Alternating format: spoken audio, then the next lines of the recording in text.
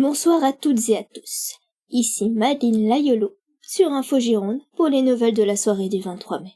Nos investigatrices, qui suivent la section de recherche, nous ont rapporté que la capitaine en charge de l'affaire doit rencontrer la juge d'instruction.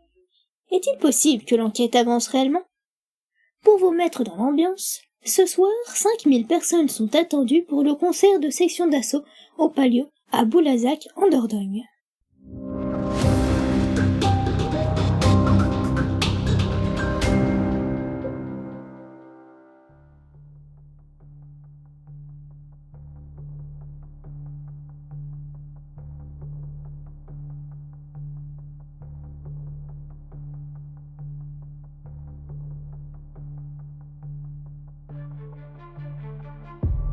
Je vais te dérouler ce qui se passe et tu diras après quand tu me fais réagir. Donc en gros, ce qu'il raconte, c'est que leur camion est tombé en panne dans la campagne et ils ont été pris en stop par un gars assez élégant qui leur a proposé de passer la nuit chez lui à Targon.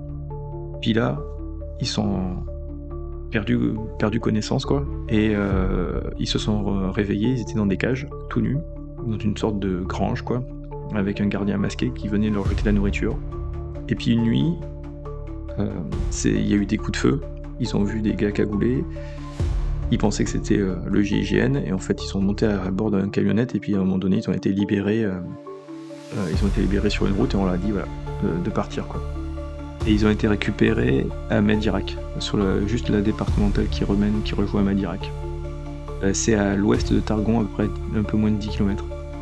Ah oui, ok. Mais s'ils ont été récupérés là, ça veut dire que c'est pas à Jordi, ils doivent avoir une autre ferme. Ils avaient pas une ferme à Madirac qui était louée en ce moment ? Il y avait une ferme à Madirac qui était louée à Monsieur Brunet, ouais.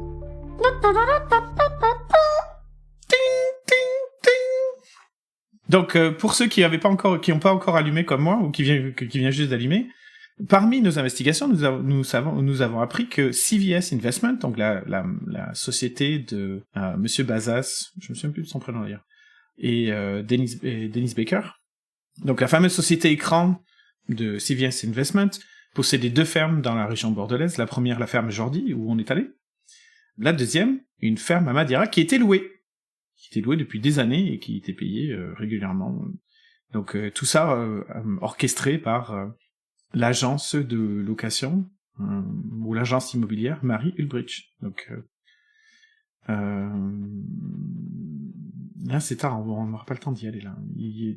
Demain matin, je texte tout le monde pour dire demain matin, on va aller si tout va bien. Au Madirac d'ailleurs, c'est juste à côté de Bègle. Si tout va bien, on va aller faire un tour à la ferme Madirac. Oui, totalement, c'est du côté de Bègle, ouais.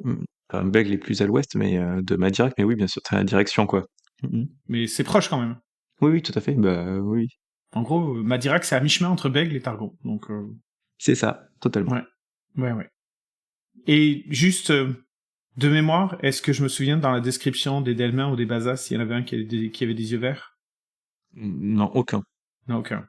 Ok. Donc c'est peut-être un autre personnage, quoi. Donc j'interviens pas du tout dans le... Je laisse les autres gendarmes faire leur travail. Hein. Est-ce que tu partages à l'officier qui est là le fait que vous avez cette adresse-là à Madirac, ou pas du tout ? Ouais. Est-ce que je peux envoyer...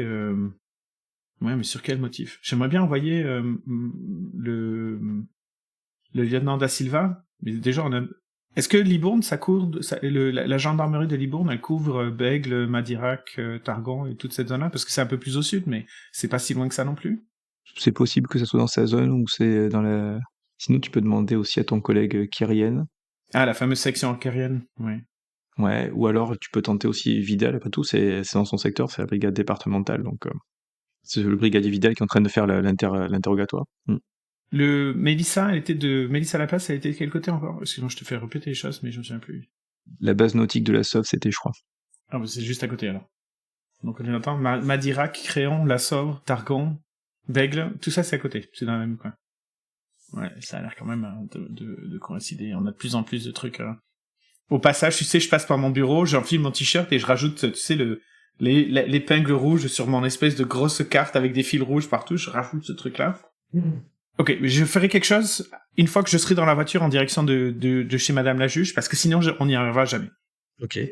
Je remercie infiniment mon collègue et je dis bon alors je t'en dois une. Le mois prochain, un resto c'est pour moi. Merci infiniment. C'est clairement lié à la Catacour et Vidal, si tu peux contacter la section Quérien parce que c'est potentiellement lié au meurtre de Mélissa Laplace.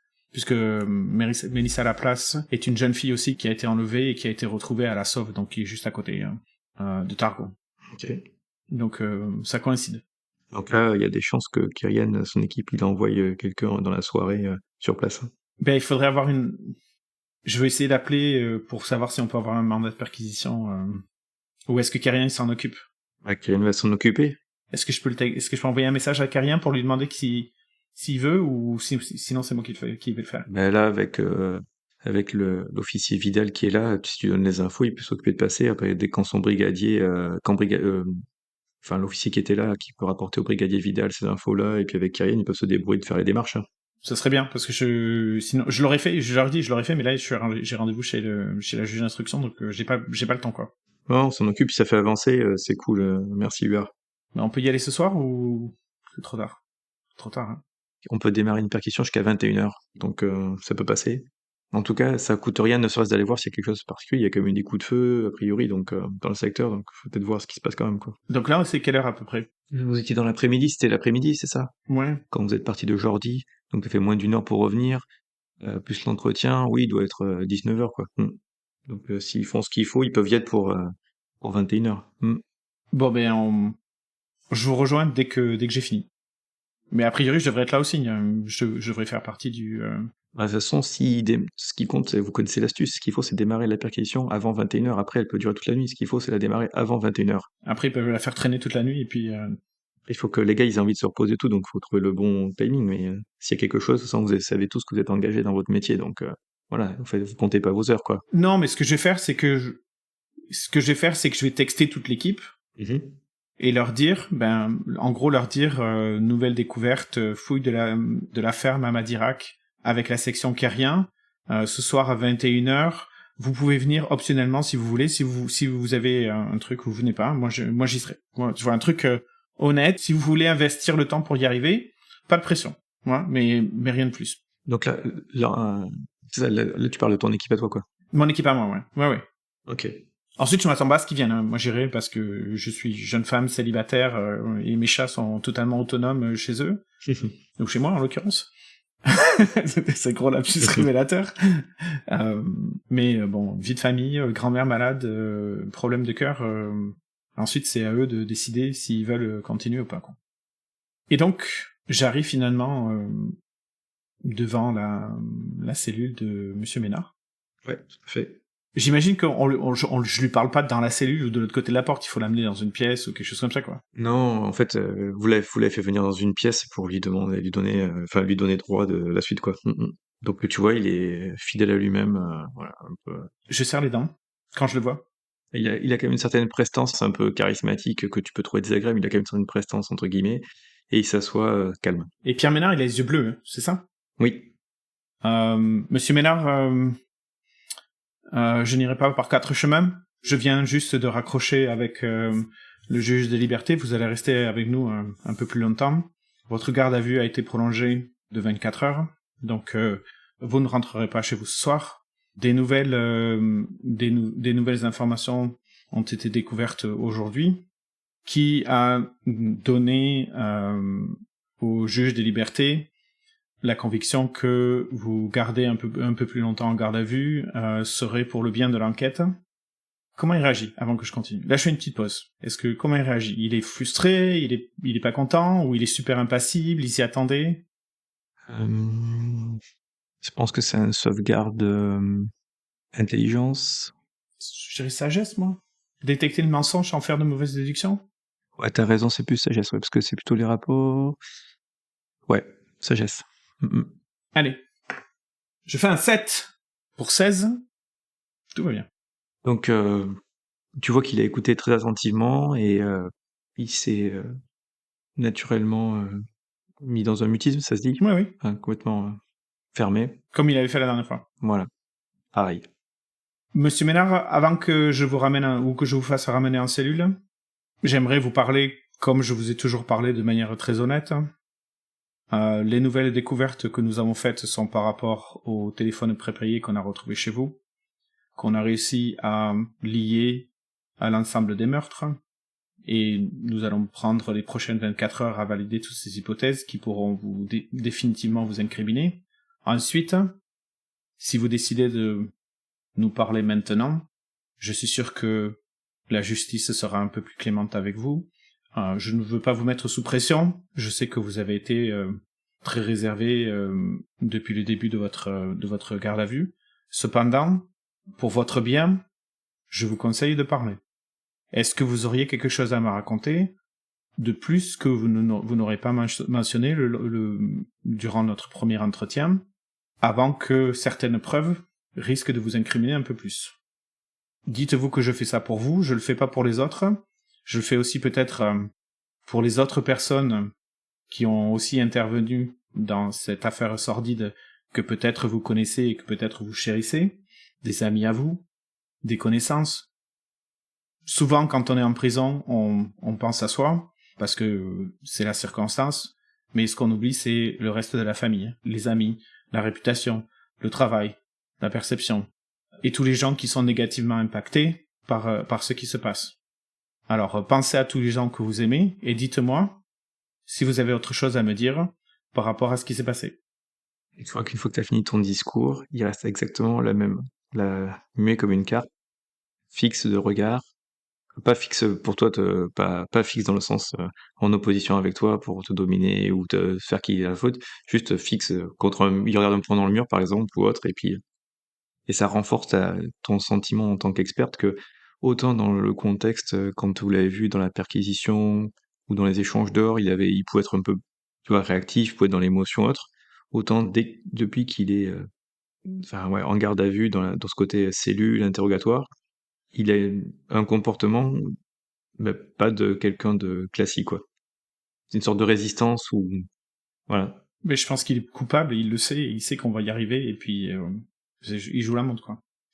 Monsieur Ménard, écoutez, je suis pas là pour vous faire la morale. Demandez-moi de rentrer tout de suite à nouveau dans votre cellule, et je vous en ramène. Mais si vous pouvez me supporter encore 5 minutes, laissez-moi vous dire ce que j'en pense.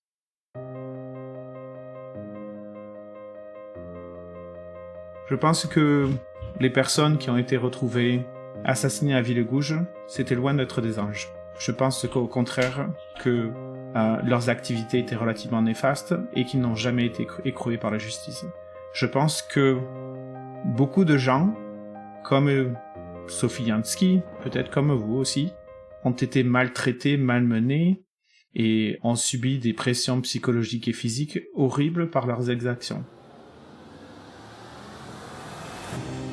Pour l'instant, je n'ai pas encore réussi à confirmer cet aspect-là, mais sachez que j'enquête tout autant sur cet aspect-là que sur ceux qui ont perpétré les meurtres.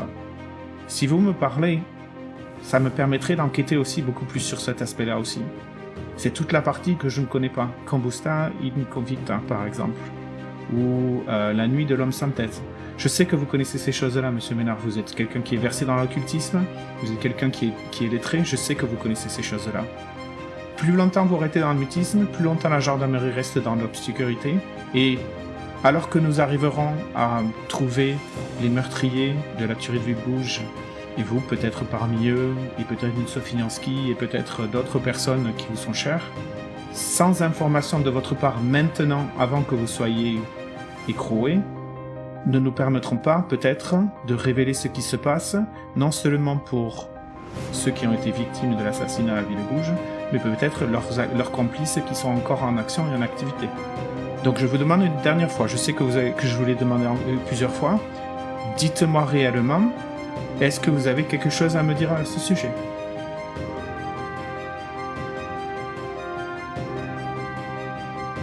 Qui réagit un peu à ton discours. Peut-être que tu as touché des points sensibles, ou en tout cas des choses qui ont fait réagir au moins cette fois, il arrête de regarder le mur, Flaxy, il te sourit avec un air un peu triste et dit « C'est bien, vous faites bien votre travail, merci. » Et puis il repart à regarder le mur, quoi. Mais tu sens que t'as touché quelque chose. C'était le but. C'était le but. Mais j'attendais quelque chose de plus. Donc, ok, je me relève et je fais, je respecte. Je suis en désaccord, mais je respecte. Écoutez, je vais vous faire ramener en cellule. 24 heures de plus, et nous aurons encore une discussion dans 24 heures. Entre-temps, si à n'importe quel moment vous voulez me faire passer des messages, juste demandez au garde devant la porte et il me contactera immédiatement. Bonne nuit, monsieur Ménard. Et puis, je dis à mon collègue qui le ramène dans le truc. Très bien. Et le point intéressant aussi, c'est que UR a bien appliqué la bonne procédure parce que il faut, lors d'une prolongement de garde à vue ou autre, donner les raisons quels sont les éléments qui ont permis. Donc si UR n'avait pas fait ça, il y aurait un vice de forme. Ça aurait été remonté pour un petit stress de plus, et peut-être que, à force, l'IGPN serait venu. Et ça, je le savais, par exemple. Tu vois, autant, je sais pas conduire un interrogatoire, mais je me suis renseigné sur la garde à vue, donc. Donc, parfait. Donc, là, tu vois, et puis, ouais. C'était aussi un moyen psychologique de le faire craquer, hein. Oui. Et ça a plus ou moins marché, mais moi, c'était mieux, mais non. C'est juste que, pas beaucoup de temps. Tu sens que UR sent qu'avec cette façon de l'approcher, il était plus réceptif et que, oui, effectivement, quelque chose qui a un peu réagi, quoi. Mais ça n'a pas, voilà. Pour l'instant. Vite! Dans la voiture! Il faut que j'aille voir le juge d'instruction, Madame Lopez. Voilà. Donc là, il devait être 19h, tu vas vers 20h. J'ai récupéré les cannelés, hein. Je les ai pas oubliés, hein. Que tu me dis pas, tu me l'as pas dit, j'ai récupéré les cannelés. Ok. Donc 20h au bureau de la juge d'instruction, donc Madame Lopez. Il y a toujours aussi la greffière d'ici à Jacquard qui est là, qui t'accueille. Les deux ont l'air un peu fatigués, je pense qu'effectivement ils ont des grosses journées, donc là effectivement ils sont restés tard. Moi je vais avoir des cernes comme ça, quoi. Tu peux voir qu'il y a des restes, tu vois que, voilà, c'est ça, tu vois que Jacquard elle a dû amener aussi un plateau repas ou truc comme ça, donc elles ont mangé dans le bureau de la juge, quoi, au milieu des dossiers, tout ça, quoi. Mais toujours gentil, elle te pose des nouvelles sur ton frère, enfin pas la juge d'instruction, mais la greffière quand elle t'accueille, tout ça, tu vois, toujours hyper serviante et accueillante. Et si je la connais un peu, je lui demande aussi des nouvelles de sa situation. Je sais pas, tu sais des choses qu'on s'échange quand on connaît quand on connaît les gens. Totalement. Et puis je lui dis aussi, bon alors j'espère que je suis la dernière sur la liste et qu'ensuite vous allez pouvoir rentrer chez vous. Ça serait bien, merci. Je vous présente mes excuses. Je te présente, peut-être que je la tutoie. Je te présente mes excuses parce que là c'est vraiment tard, mais on est en plein dedans. Tu connais, tu sais comment ça se passe. Oui, je connais. Et donc je rentre dans je suis toute seule par contre. Ouais. Très bien. Donc elle est au milieu de ses dossiers, avec ce repas qu'elle finit. Elle voit que t'as les cannelés à la main. Ah parfait pour le dessert, merci. J'en ai laissé à Laetitia en fait.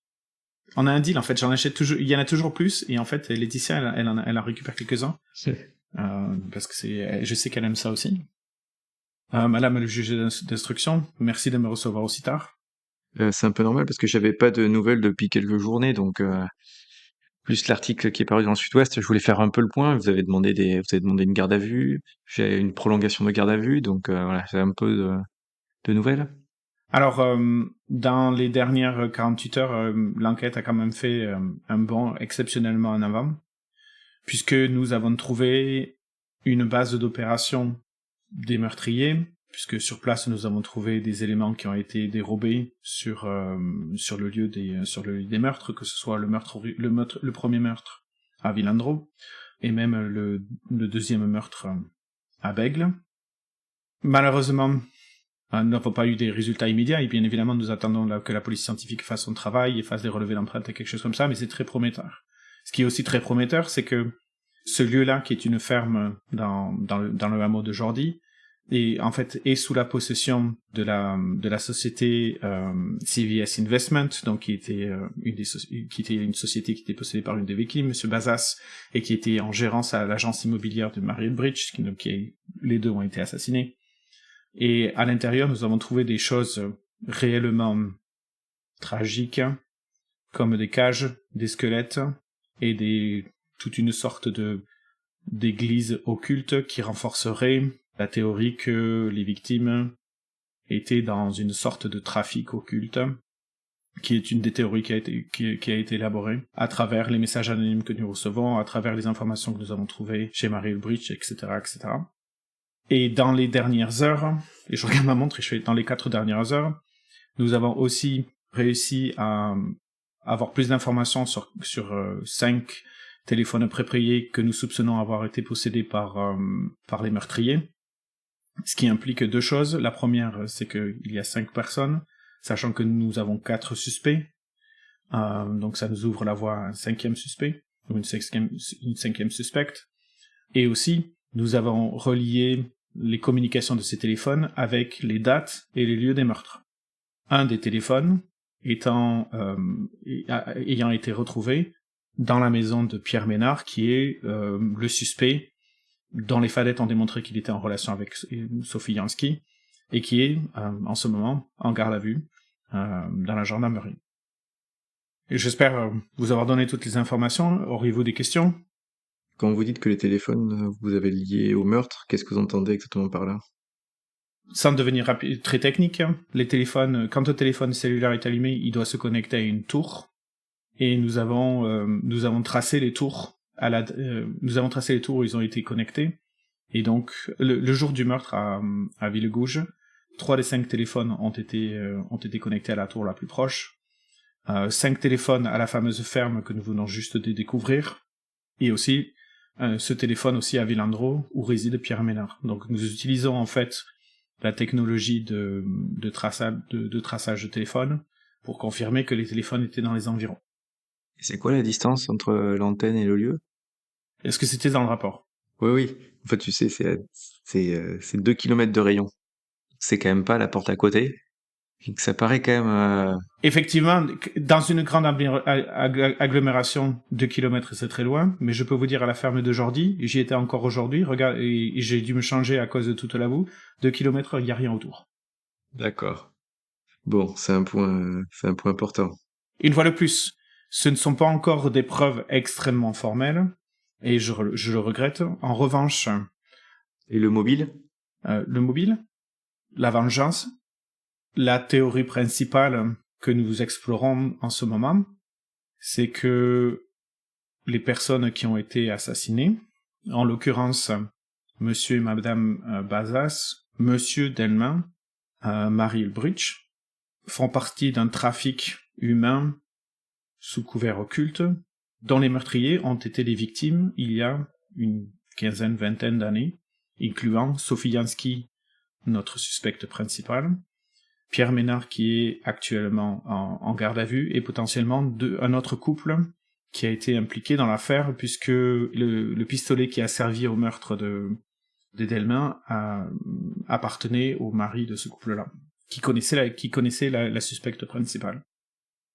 De la même façon, nous avons relié les activités de ce petit couple-là, où nous soupçonnons que ce sont liés avec le meurtre de Mélissa Laplace qui a eu lieu il y a quelques mois. Et nous venons juste, et l'information n'a pas été encore diffusée dans les services puisqu'elle vient juste de se passer, venons d'interviewer 2 témoins qui ont été enlevés, drogués, qui ont été mis à nu, ont subi des sévices physiques et mentaux, et ont été libérés par un groupe encagoulé. Et une fois de plus, nous suspectons que ce groupe encagoulé n'est d'autre que les meurtriers de Villegouge.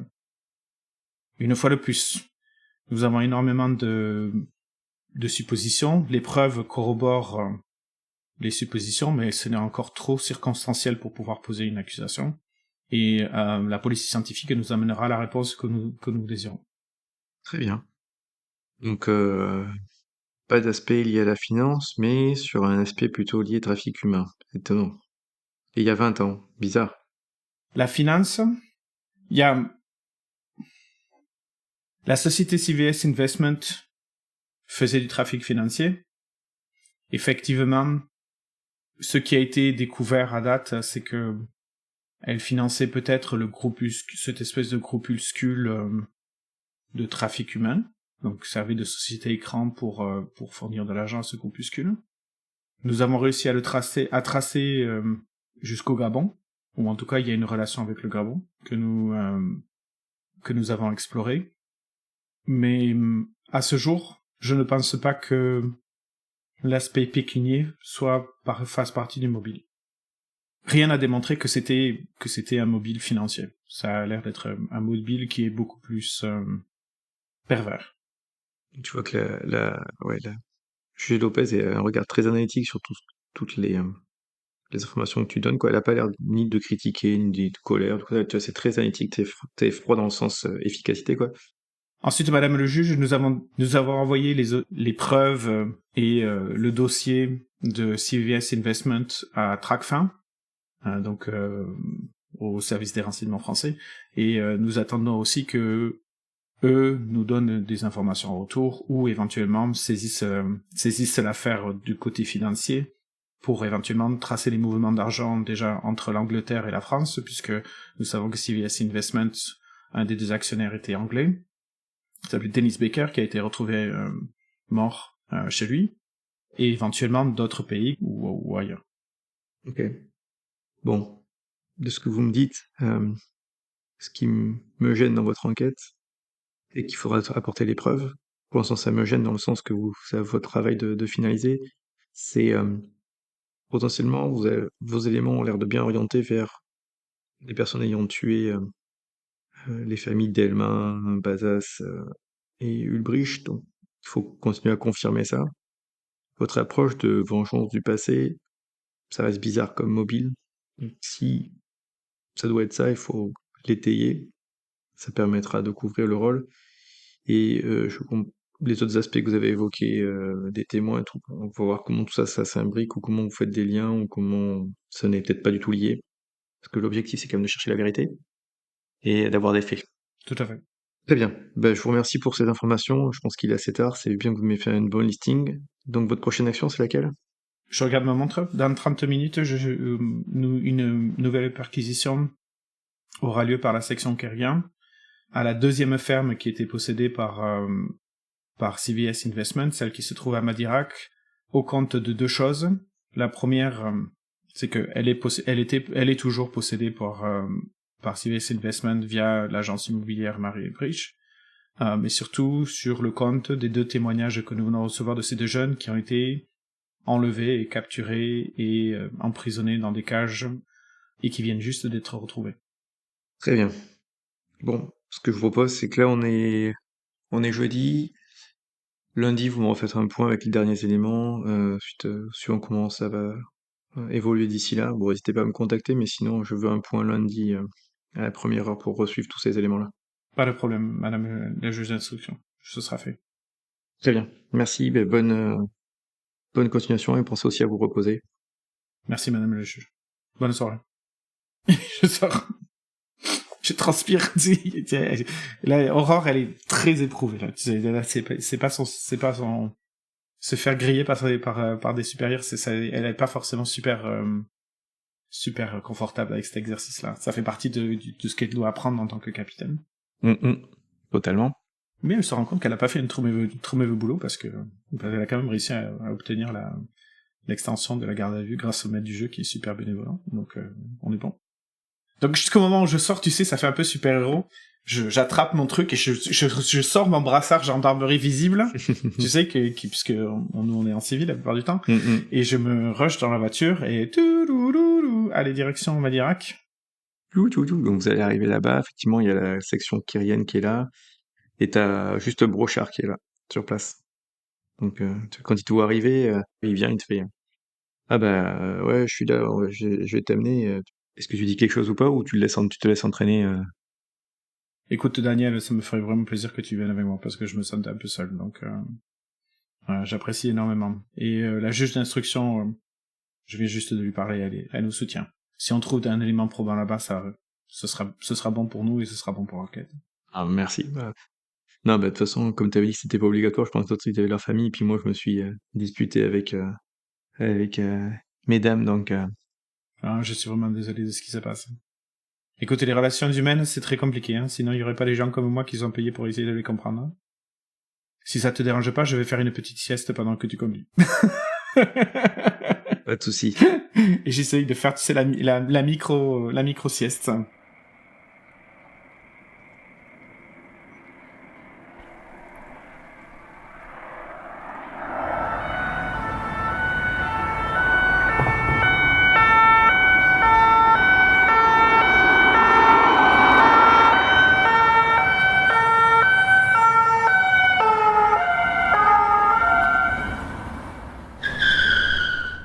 Donc vous arrivez sur place.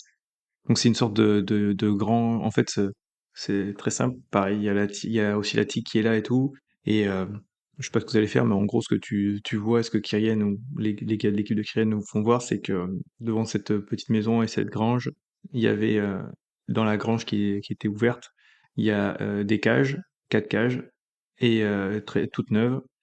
Et donc il y a le corps au milieu entre la grange et la maison, quoi. Un corps d'un gars, voilà, cinquantaine, quoi, qui est écroulé et il s'est pris, ça se voit de suite, hein, il a été quand même un habitué, quoi. Donc tu vois que c'est un au moins de fusil, quoi, fusil de chasse en plein torse. Et pareil avec ton expérience, ça sera sûrement confirmé après, mais c'était enfin presque à bout portant, quoi. Donc comme si la personne devait soit peut-être s'avancer ou les autres sont venus, c'est les personnes qui l'ont tué ou la personne qui l'a tué est venue sur lui, mais presque tout. Donc tu vois un beau trou en plein torse, quoi. Voilà. Ben, dans la circonstance, ben on va fouiller. C'est surtout ça. Il faut laisser la police scientifique faire son enquête. Il y a des relevés.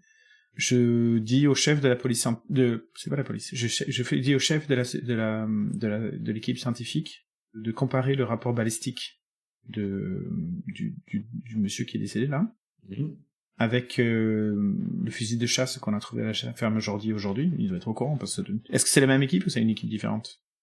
C'est l'équipe que vous connaissiez, quoi, en général. Donc ils s'échangent tous. En plus, une affaire comme celle de la tuerie de Villebouge, je pense que c'est, tu vois, c'est un truc un bon sujet de discussion et tout ça. Donc je pense que oui, ils peuvent être plus ou moins au courant. D'ailleurs, c'est des balles ou des plombs? On sait pas. Bon. Ah, tu sais pas, mais vu les trous, tu penses que c'est pas des plans, hein. Tu penses que c'est de la balle de chasse, quoi. C'est la balle de chasse, ok. Donc, quand on essaye de corréler ça directement avec le fusil de chasse qui a été trouvé à la ferme aujourd'hui, puisque on en a un sous la main, quoi. Ce que tu vois de l'expérience, enfin de la situation de ton expérience, la personne, c'était la veille, quoi. Vu la description, puisqu'ils ont été récupérés, ça c'était la veille enfin c'est même pas expérience, d'ailleurs tu le sais, avec l'interview, ça s'est passé la veille. Ça s'est passé la veille, ok. Donc c'est la veille que les deux jeunes gens ont été secourus, qui ont été largués à Targon. C'est ça. Et donc c'est la veille qu'il y a eu les gens cagoulés. Non, pas Targon. Targon, c'est là où ils ont été récupérés, ils sont partis, c'est là où ils ont perdu connaissance. Donc ça c'était en avril, et donc hier. Ils sont réapparus ici à Madira. Hier, voilà. Donc dans cet endroit-là, ils ont été libérés de cet endroit-là. Mais ils ont été conduits en camionnette, donc ils ont bien été amenés quelque part. Et ils ont été conduits en camionnette. Ils n'ont pas roulé très longtemps, ils ont dit. Et sur la route qui était de Madirac, qui menait vers Bordeaux, quoi. Cet axe-là, quoi. Un axe routier où ils ont pu se faire repérer par la gendarmerie qui circulait, quoi. Ouais. Ok, est-ce que... Donc, comme c'est pas mon intervention, j'essaye pas de prendre la direction quand même, parce que c'est l'affaire Carrien, donc... Ça se ferait pas, ouais. Non, c'est clair. Donc, je demande donc au capitaine. Capitaine Carrien? Comment? Est-ce qu'il est comment, le capitaine Carrien? Commandant Carrien? Comme capitaine. Donc, je demande au capitaine Carrien comment il veut procéder et comment je peux l'aider, sachant que... ouais, étant donné que je suis là. Voilà. On va commencer par ça.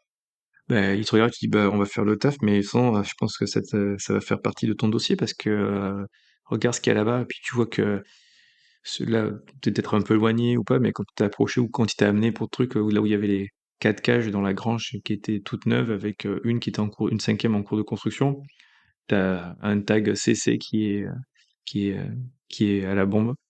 Je l'avais pas vu celui-là. Tu me l'as caché. Je le connais, ce capitaine? Non, j'imagine que je le connais pas du tout. Oui, vous connaissez, vous êtes pas forcément plus en bon terme que ça, c'est un peu... Il y a toujours un peu La rivalité entre les capitaines? des rivalités, voilà, pour le truc comme ça, donc il y a quand même toujours un peu des tensions, et puis c'est lui qui a eu l'affaire La Place pour lequel il n'y a pas de solution, quoi. Donc... Ouais. Quelle couleur des yeux de la victime?